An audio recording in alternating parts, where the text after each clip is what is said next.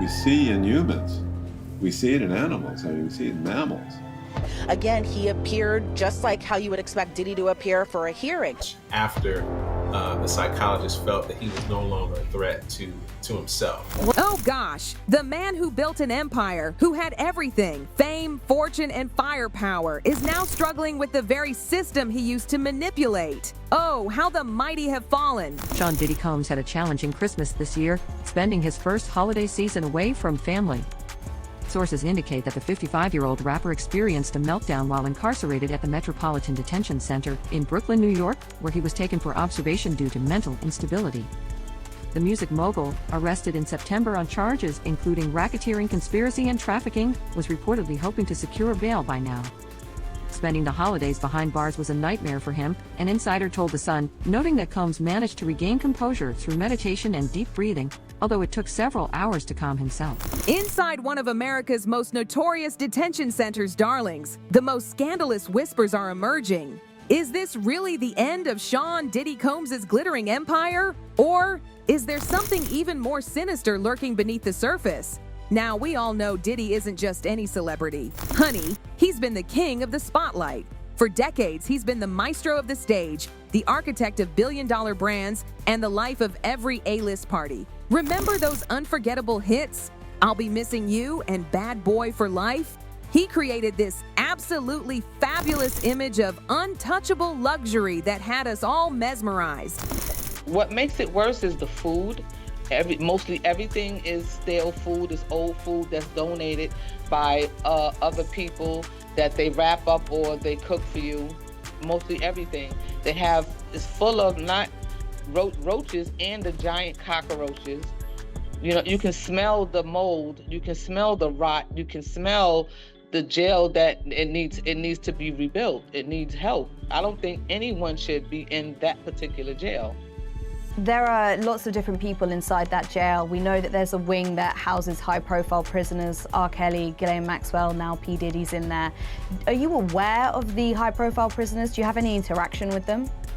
I don't have any, and we never had interaction with high-profile prisoners at all. And one of the main reasons that a lot of people know about the Metropolitan Detention Center was because it made headlines in 2019.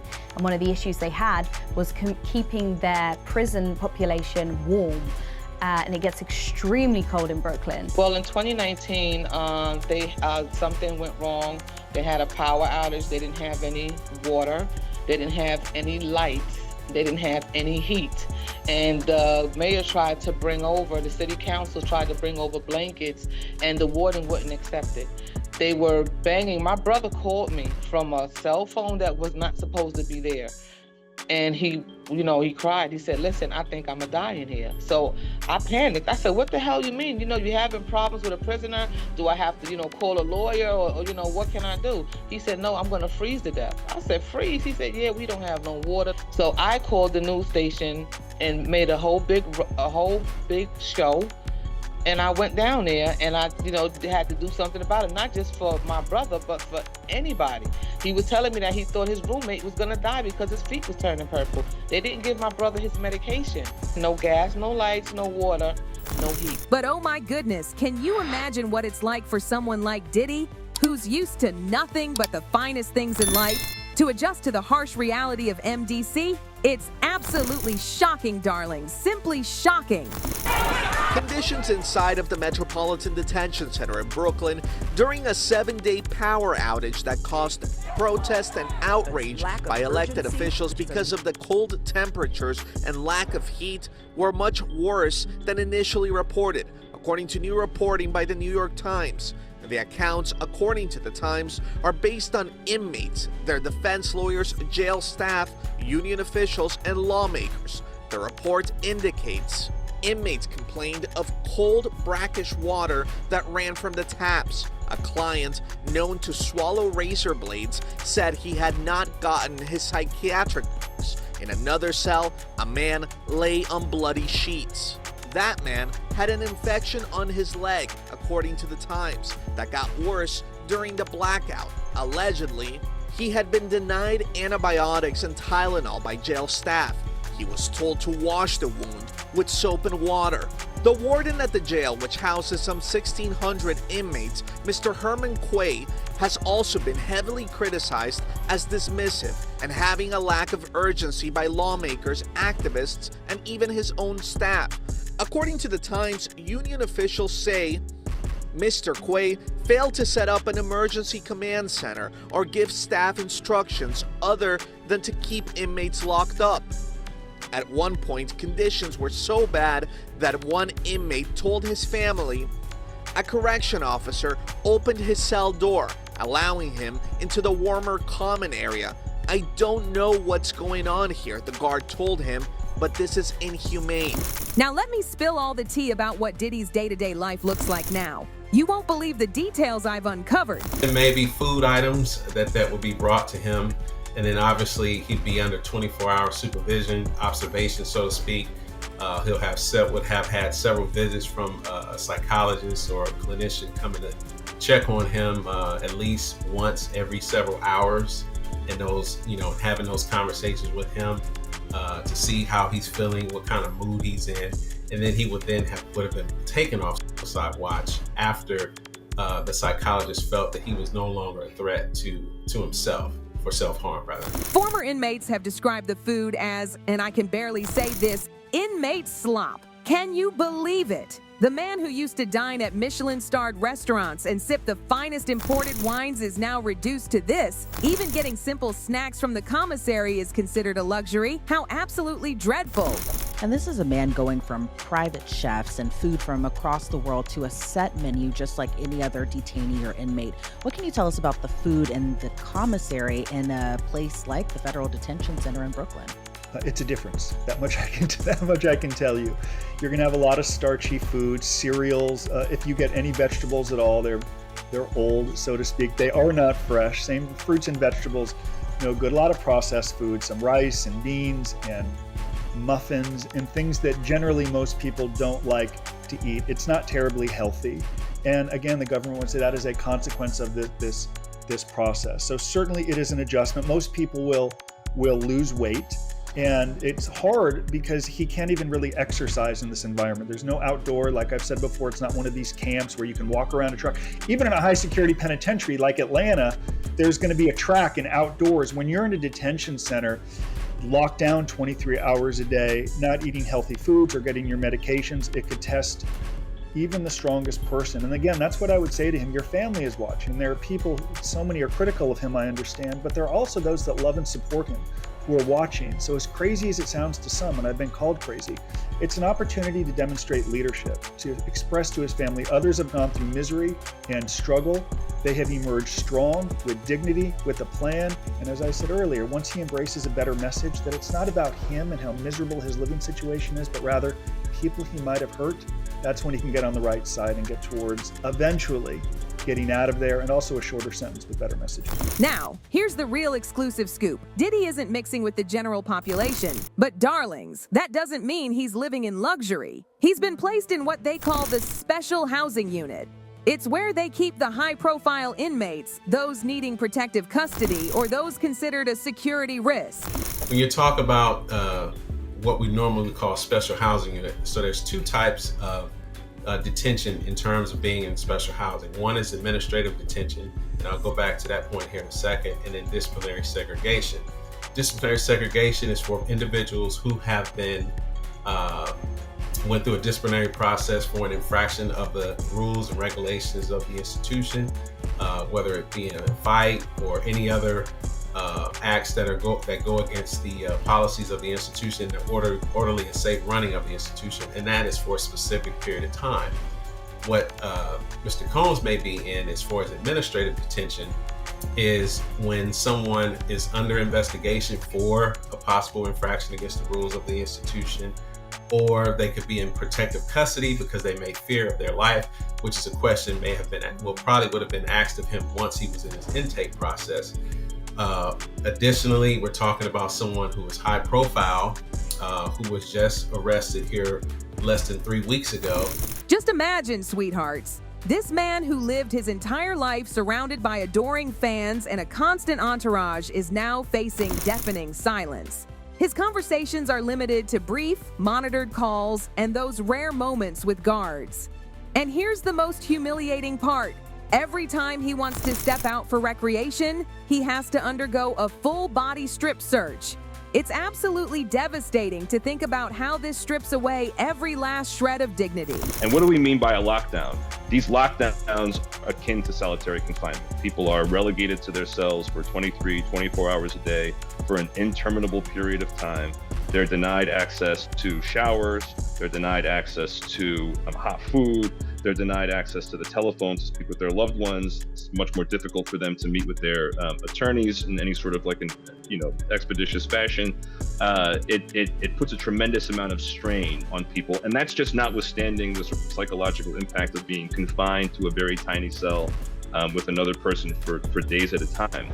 In addition to the psychological impact of being locked in on a regular basis, our clients routinely complain about inadequate amounts of food that oftentimes is inedible.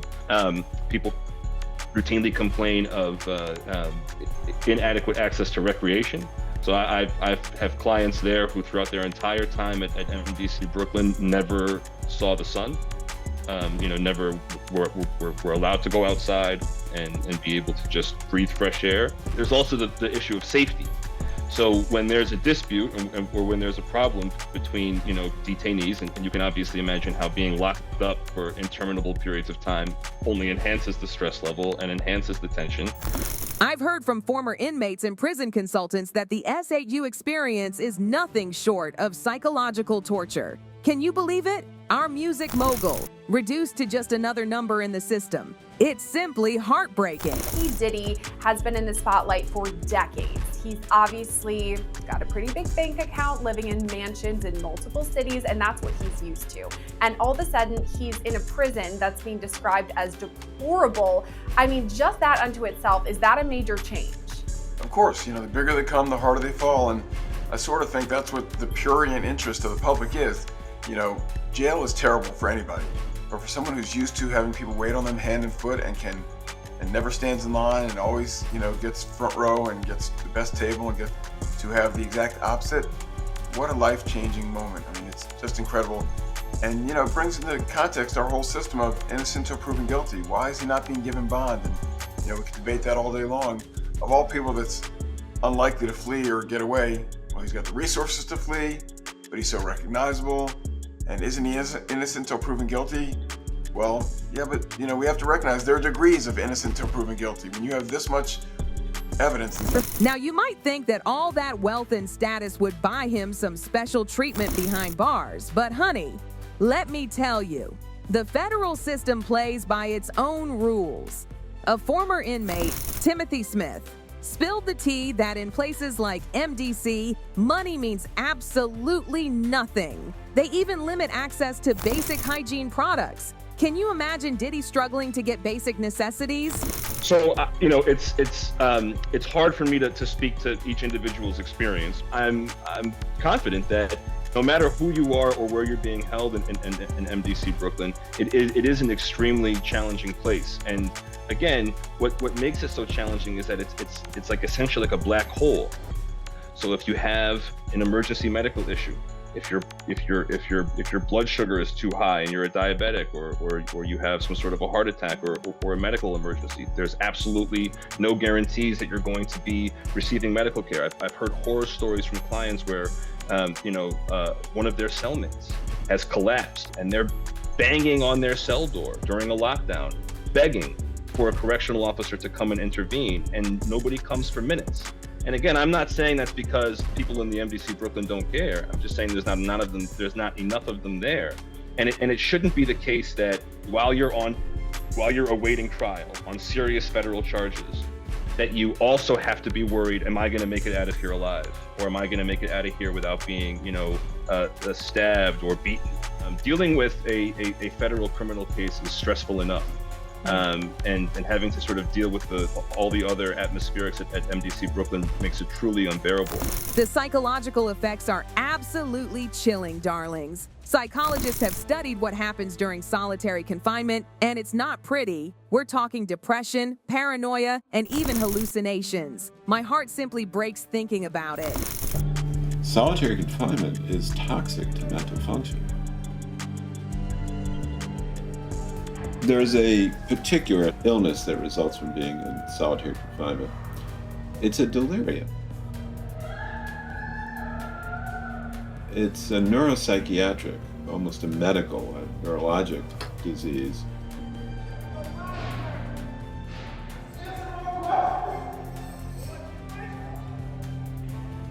What we see in humans, we see it in animals, I mean, we see it in mammals. Now, suppose that in addition to an environment that is merely strange, we produce one that's really frightening. Dr. Harry Harlow in the 1950s did some experimentation with monkeys, studying the effect of social isolation. And one of his experiments involved taking monkeys who had been raised with other monkeys, so they were socialized and okay, and then putting them in what was amounted to a solitary confinement chamber. Distressed. He may die for want of love. You'd see them rocking and shaking and sort of ritualistic, compulsive behavior. And after some period of time, they brought them out and put them into a cage with other animals. These monkeys were massively impaired. They were frightened, hiding.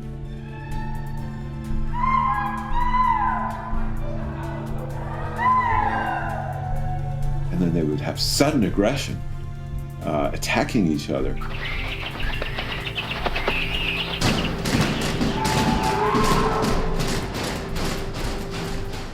Very different behavior, very abnormal behavior.